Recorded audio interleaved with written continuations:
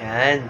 Good evening po sa ating lahat. Tayo po ngayon ay nasa ika-41 season na po ng ating prayer and fasting daily devotion. So, bago po tayo magsimula, ang theme po natin is the things that I will impose upon myself in order to level up my commitment unto the Lord this 2025. Yan. So, yung tema po natin for this season is actually very important po and maganda dahil I think it's very crucial po for everyone to level up na po, lalong-lalo na po sa ating church, pagkat hindi po pwede na palagi na lang po tayong nasa comfort zones natin. Yan. So, bago po tayo mag-start, tayo po muna ay manalangin. Hallelujah, Lord God. We praise you. We worship you, Lord God. We give you all the thanks, Lord God. Lord, maraming salamat po sa panibagong araw na pinagkaloob niyo po sa amin, Lord. At sa panibagong araw na lilipas po, Lord God. Thank you sa iyong pag-iingat sa bawat isa, sa pagpo-provide mo, Lord God, ng pangangailangan, Lord God, ng wisdom and knowledge, Lord God, sa aming mga nag-aaral, sa mga nagtatrabaho, Lord God. Maraming salamat sa iyong kabutihan sa bawat isa, Lord. Lord, right now, I offer to you, Lord God, lahat ng aming mga nagawang pagkukulang. Patawarin niyo po kami, Lord God. Tulungan niyo po kami, Lord God, na mabago ito at hindi na po ulitin muli, Lord. At Lord, sa amin pong tatalakayin ngayon, Lord God, yung kung ano man po ang gusto namin baguhin sa amin, Lord God, nawa po ay ikaw po ang magsilbing guide namin at ikaw ang magsilbing strength namin, Lord God, para matupad po namin, Lord, kung ano man po ang gusto naming baguhin sa sarili namin at nakikita po namin nagiging hadlang para mas talo ka pa po namin mag-glorify, Lord God, sa iyong kingdom, Lord God. Lord, ang mga nakikinig nito, Lord God, bless them, Lord God. Give them open minds and hearts, Lord God, ngayon. And let them also think, Lord God, kung ano man po, Lord God, ang kailangan nilang gawin, Lord, this 2025 in order for them to level up sa iyong kingdom, Lord God. Hallelujah, Lord. This is all I pray. In the mighty name of Jesus. Amen and amen. Yan. Muli po, magandang gabi po sa ating lahat. Napakaganda po talaga ng tema natin this season. Yan. And actually, for me po personally, I have prepared 4 points po na parang nakikita ko po that I need to take an action po. Parang kailangan ko pong bigyan ng kailangan ko po aksyonan para mabago ko na po at mas magsilbi po akong instrument para sa kingdom ni Lord. Yan. So, yung una po na aking napansin na kailangan ko pong baguhin and kailangan ko pong magkaroon is yung honest reflection and acknowledgement of the need for change. Yan. Sabi po dito sa 2 Corinthians 13 verse 5, examine yourselves to see whether you are in faith. Test yourselves. Do you not realize that Christ is in you unless, of course, you fail the test? Yan.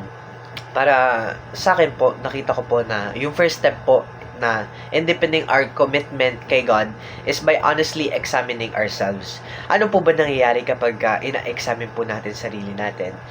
Makikita po natin yung mga pagkukulang natin, yung mga bagay na kailangan po natin baguhin and kailangan po nating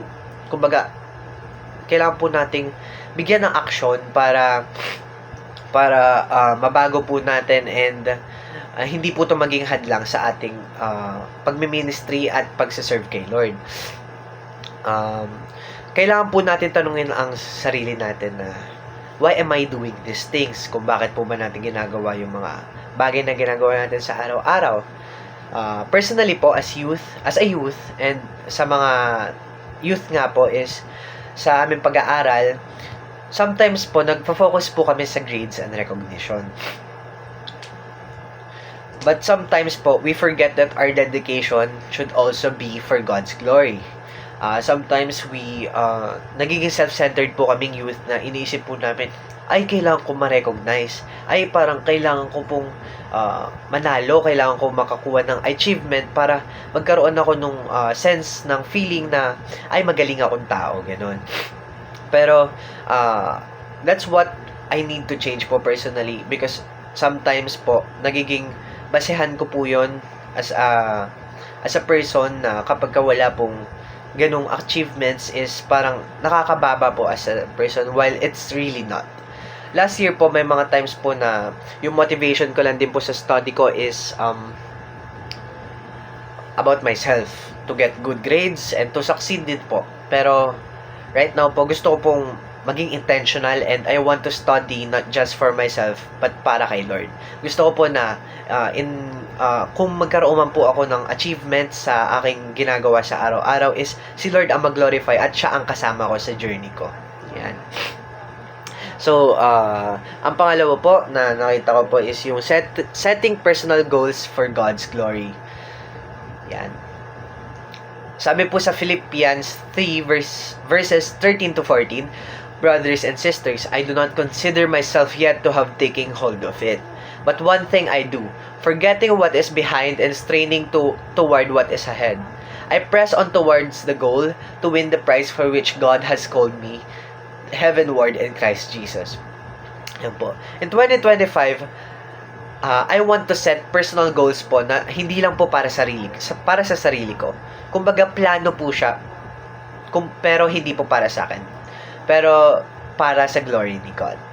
Yung goal ko po is hindi po dapat nagre-reflect lang sa sarili ko, kung hindi dapat po mag-reflect sa commitment ko po sa Kanya. In every subject and project po, yung aim ko po, dapat hindi lang po mag-succeed and magtagumpay po, but to also bring glory din po kay God. Yan. Yung goal ko po, yung bala ko po talaga gawin this year is to be consistent po sa akin personally sa studies. Parang kasi po it's really hard for us students because meron po kaming ugali sometimes na nagpo-procrastinate po kami. I want to not procrastinate na po sa aking homework, sa mga activities na binibigay sa amin, because sometimes po it also leads us sa kakulangan po namin ng time. Pagkat natataranta po kami, marami po kaming iniisip na ay, kailangan ko tong gawin, and parang tumatambak na po yung activities namin dahil sa aming procrastination. And sometimes po nagiging hadlang din po to para sa pagmi-minister po namin kay Lord. It might be sometimes na parang may kailangan po kaming gawin pero di po namin ginawa, and parang kapag kailangan na po siya ipasa, para may matatamaan po schedule sa aming pagmi-ministry. And gusto ko po siyang baguhin since may mga instances pong ganun nangyayari sa akin. Kailangan din po na I want to be more organized din po sa time ko and maging committed sa task na binibigay sa akin. Whether it may be sa church, sa bahay, and sa school po. Alam ko rin po kasi that every effort that I make is not just for my benefit but also for God's. Yan. So, yung pangatlo ko pong gustong baguhin sa sarili ko at gawin is to let go of the distractions and yung mga unimportant na bagay na nagagawa ko or pinapahalagahan ko. Sabi po dito sa Hebrews 12 verse 1, therefore, since we are surrounded by such a great cloud of witnesses, let us throw off everything that hinders and the sin that so easily entangles, and let us run with perseverance the race marked out for us. Yan. Personally po as a youth, sa school, marami pong distractions. Marami po nagiging distraction. Bagay po na nakakapag-pabago po nakakapag-alter po ng focus and productivity ko. And sometimes po yung procrastination nga po nagiging parang ayun po yung nagiging bunga, and yung mga bagay po na nakaroot doon is yung mga social media, yung mga games, and yung mga bagay po na hindi naman po nakaka-glorify kay God. This year po, gusto ko po i-avoid yung distractions and focus on what is more important, and that is serving God. Gusto ko po na alisin ko na po yung mga bagay na hindi naman po mahalaga talaga and hindi naman really relevant para ma-serve ko si Lord. Pero although I know it's really hard, I will really strive to make that change sa sarili ko. And one of my distractions po kasi, yung pinaka-main is yung social media. Meron po mga unhealthy habits nga po na nagagawa ko tulad ng procrastination, and hindi na po ako nakakatulog na maayos, and sometimes nalilate po ako sa school, ganon. And Actually, hindi lang po sa school. Sometimes sa church din po. And I want to set healthy boundaries na po so that these problems won't affect na po my school life and yung spiritual life ko kay Lord. Yan. And lastly po, gusto ko po this year, this 2025 is magiging inspiration ako. And I want to be an inspiration and I want to spread God's love to others. Yan. Dito po sa Matthew 5 verse 16, sabi po, "Let your light shine before others, that they may see your good deeds and glorify your Father in heaven." Sa akin po, actually, dati po, parang hindi po ako masyadong, para mahiyain po ako or hindi ko po masyadong iniisip na, ay, kailangan ko pong mag-serve as yung parang light nga po or inspiration sa mga kaklase ko, sa mga kaibigan ko. Kasi po, parang nafe-feel ko na parang, ay, hindi ko po kaya. Parang natatakot ako na mag-leap doon sa step na yon and parang ayun po yung nagiging overall problem ko para spread yung word or yung love ni God sa others. And I know po na kami po mga kabataan, malaki po yung influence po namin sa aming kapwa, sa mga classmates namin, sa mga teachers, sa mga friends, and overall social life po namin. Pero how can we be a light to them nga po ba? Through our actions and attitudes po, gusto ko po maging good example. Gusto ko po na mapakita ko po yung love ni God sa kanila in showing them how God loved me.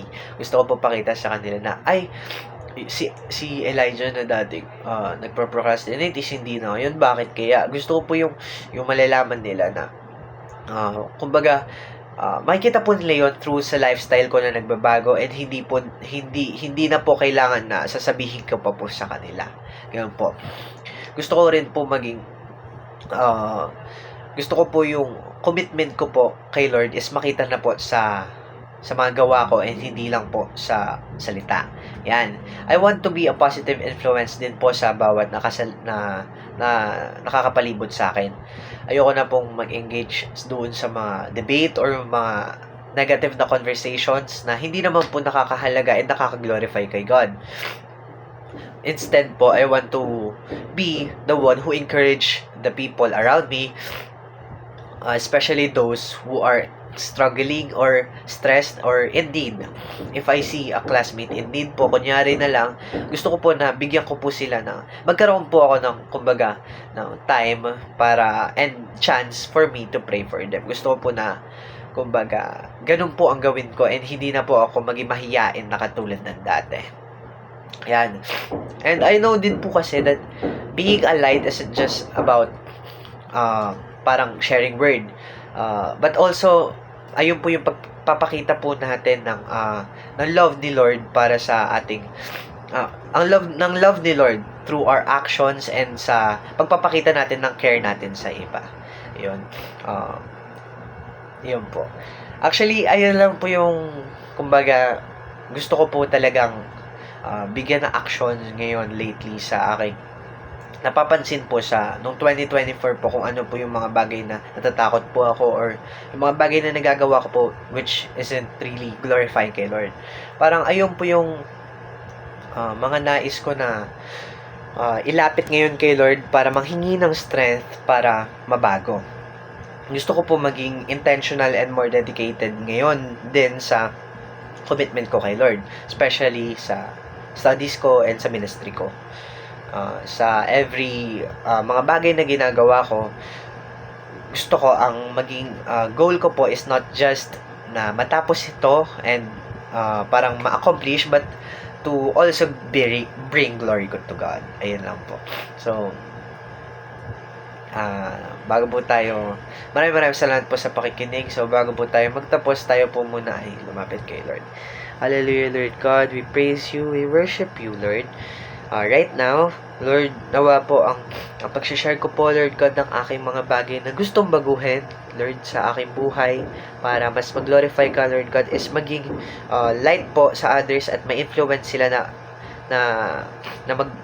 gumawa rin, Lord God, ng mga bagay na gusto nilang gawin, Lord God, para mag-glorify ka. At may alis na po sa kanilang buhay, Lord God, kung ano man po ang naghihinder sa kanila, Lord God, to get out of their comfort zones, Lord God. Right now, sa mga nakinig, Lord, thank you po, Lord God, for giving them the time to listen, Lord, and nawa po sa aking pag-share, Lord God, is may na-bless na tao, Lord God, or meron din po, Lord God, na nakakuha ng encouragement para magbago rin po this 2025. Hallelujah, Lord God. We praise you, Lord God. Ito po ang aking samot panalangin sa pangalan ng aming Panginoong Jesus. Amen and amen. Ayun lang po, maraming salamat po sa pakikinig. God bless us po.